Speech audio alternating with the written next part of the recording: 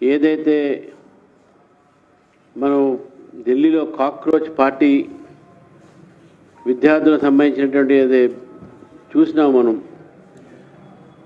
అక్కడ ప్రదర్శన కానీ ఆందోళన కానీ ఏ రకంగా అక్కడ విద్యార్థులు కాకుండా 90% మంది బయట వాళ్ళు, విద్యార్థులు గారు వాళ్ళు.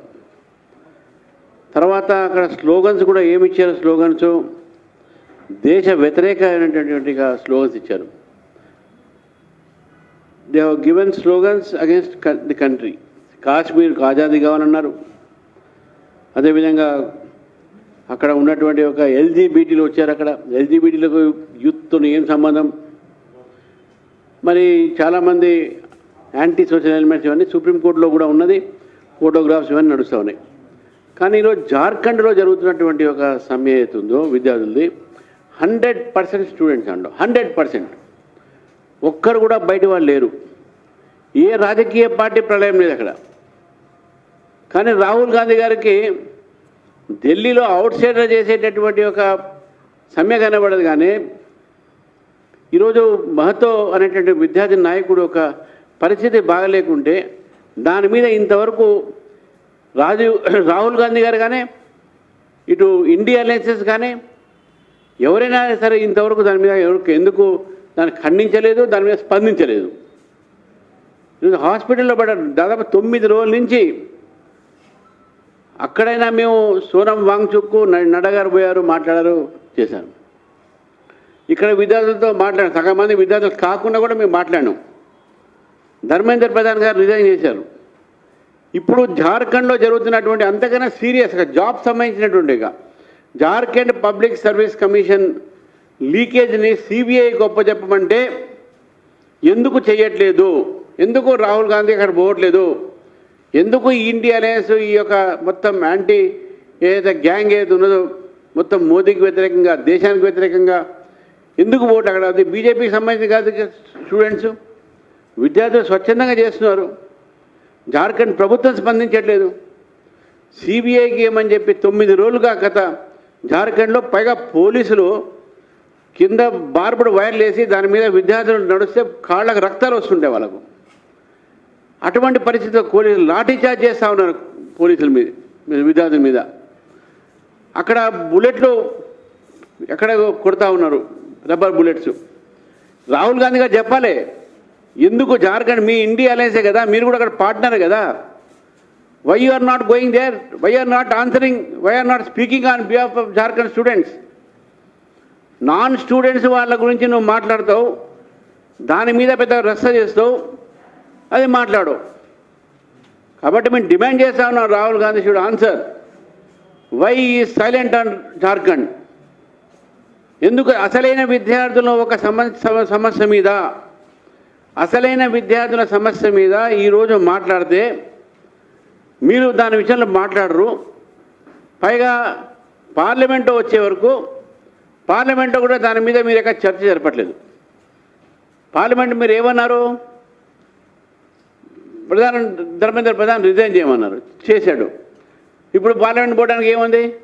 ఇప్పుడు ఫైరింగ్ ఎవరు చేశారు, బుల్లెట్లు ఎవరు చేశారని చెప్పి అమిత్ షా చెప్పాలంటున్నారు. అది కూడా చెప్పడానికి సిద్ధంగా ఉన్నాడు. మళ్ళీ మీరు ఎందుకు రావట్లేదు పార్లమెంటుకు? ఎందుకు రావట్లేదు parliament? Why are you escaping from parliament? Rahul Gandhi is disturbing, is running away from parliament. Disruptive political leader Rahul Gandhi.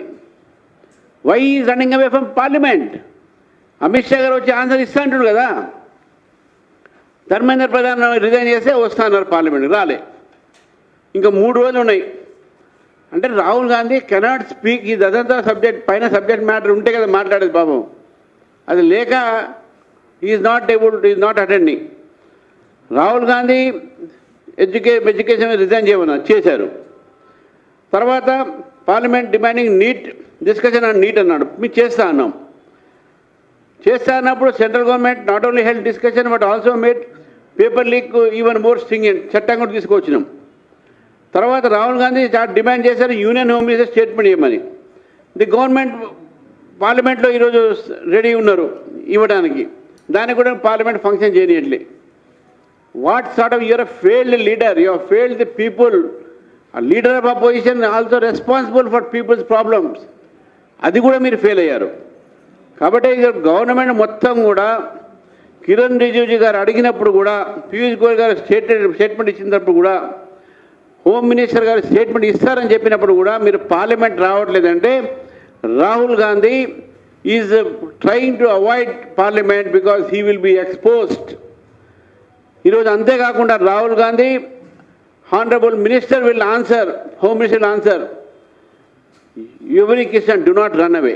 మేము అంటా ఉన్నాం, రాహుల్ గాంధీ గారు మీరు పార్లమెంటు రాండే, హోమ్ మినిస్టర్ ప్రతి ఒక్క ప్రశ్నకు జవాబిస్తారు, మీరు పారిపోకండి. ఈరోజు రాండే, మీరు పార్లమెంట్ అటెండ్ చేయండి. లీడర్ ఆఫ్ అపోజిషన్ రోల్ అంతా కూడా పార్లమెంట్లో ఉంటుంది, రోడ్ల మీద డ్రామాలు ఉండవు అనే విషయాన్ని కూడా రాహుల్ గాంధీకి చెప్తా ఉన్నాను.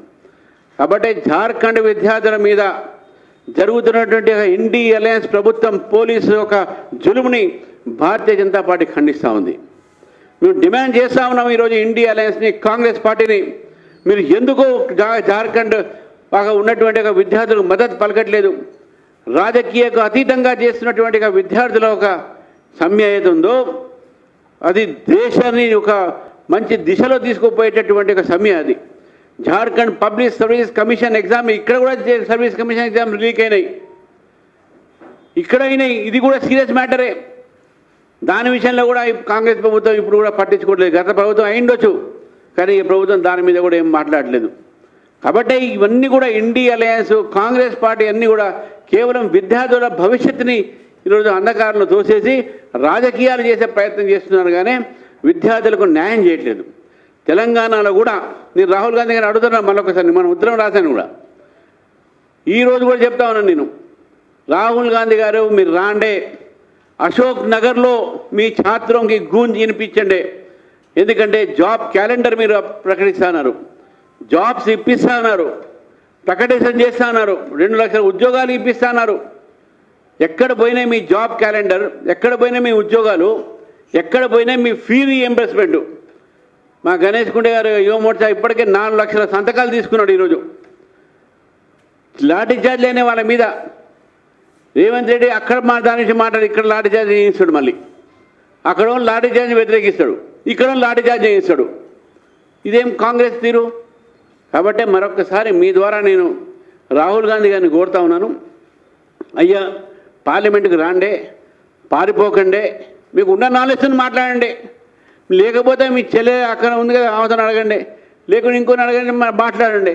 అంతేగాని పార్లమెంట్ నుంచి పారిపోతా అంటే ఎట్లా అండి? Leader of opposition, leader of opposition should attend parliament, you don't attend parliament. Dharmendra Pradhan resign అన్నా చేసినాం, నీటు చట్టం ఏమన్నా చేసినాం, హోమ్ మినిస్టర్ ఆన్సర్ ఏమన్నా ఇస్తా అన్నాం. ఎందుకు రావట్లేదు నువ్వు పార్లమెంటుకు? BJP answers needs answer from you. కాబట్టి ఈరోజు not only BJP, people of this country needs answer from you. ఈ దేశ ప్రజలు మిమ్మల్ని అడుగుతా ఉన్నారు, ఎందుకు పారిపోతున్నావు పార్లమెంట్ నుంచి అని చెప్పి భారతీయ జనతా పార్టీకి ప్రశ్నిస్తూ మరి జార్ఖండ్